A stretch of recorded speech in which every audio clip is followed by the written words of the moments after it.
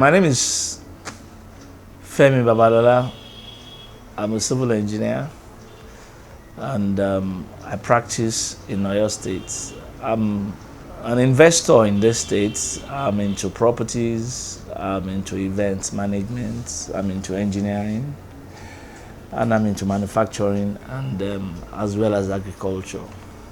I decided to stay in Oyo State, in Ibadan precisely, because I believe that I could make a headway in this state. And looking back down the line, 35 years, 40 years down the line, I always have cause to thank God that I took this decision.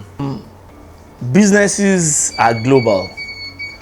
I mean, if you set out to do any business, I doubt if there's any business you do except the corner shop business and street businesses that you limit your customers, even right from the onset, to people domiciled in those towns. I mean, my product, for example, are exported to Ghana from the farm. People from the beverage industry come to buy my cocoa all the way from Lagos, and I'm aware that some of these products are exported. All my other businesses, I can say authoritatively that the customers cut across the country. Is it engineering? I mean, we have projects outside the state. We have 60-70% of our projects outside the state. The events, we have an event center. We have customers coming from outside the state. So it's not about people that live in. That's the mistake people make. They feel that when you start any business, your catchment area for customers would only be that city or town where the business is located. It is wrong. People want to patronize you not because of where you are located, but because of the quality of your product. It's about getting your product to be up to an acceptable standard. Once you are reached that acceptable standard, your product will be anywhere. So you have a boundless customer base. You are not tied to where you are located. What I will look at, or what I will advise any young person to look at in setting up a business, is to look at the availability of facilities that would complement his strength.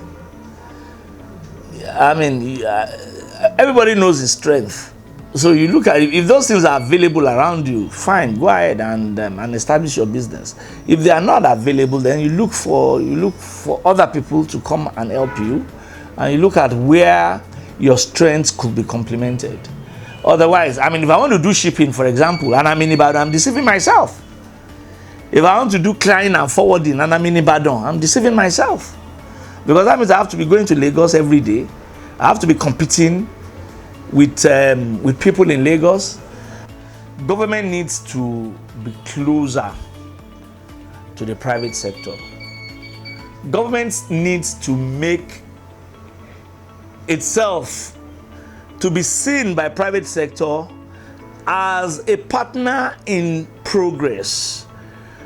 Government needs to present itself in such a way that the private sector players will see government as someone to turn to, as someone as his friend, not someone that I only see when he wants to collect taxes. Government needs to be closer to the private sector and more jobs will be created. That's the truth. Government does not have any interface with the private sector. Government is too far from the private sector. Nobody knows government. Nobody sees government unless when taxes are to be collected.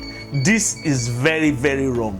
There's nothing wrong in government organizing dinner with private sector every last Sunday of the month.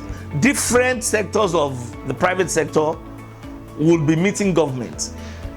Deliberate with them.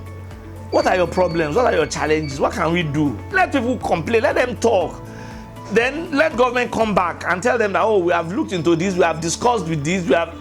you'll be happy that yes, you are. So if government now comes to you 6 months later that they want to collect tax, you already know the person you are dealing with. You'll be happy to part with your money because you somehow you believe that it's shining in your problems. You believe that yes, this man is interested in what I'm doing. But when you don't see government, you don't feel government. The only time you see government is when they say somebody brought paper to collect tax. You just smile. So is this what you do? You are not bothered about how I survived. You have not even come to me to ask me how I went through this COVID-19. Government has not sat down with the private sector to discuss this COVID-19 that, okay, how do people cope? Is there anything we can do? I don't want to see government only when it comes to issue of taxes. I want to see government concerned about the welfare of my businesses. I want to see government concerned about the welfare of my staff. I believe if that is done, we've solved virtually all the problems of the private sector.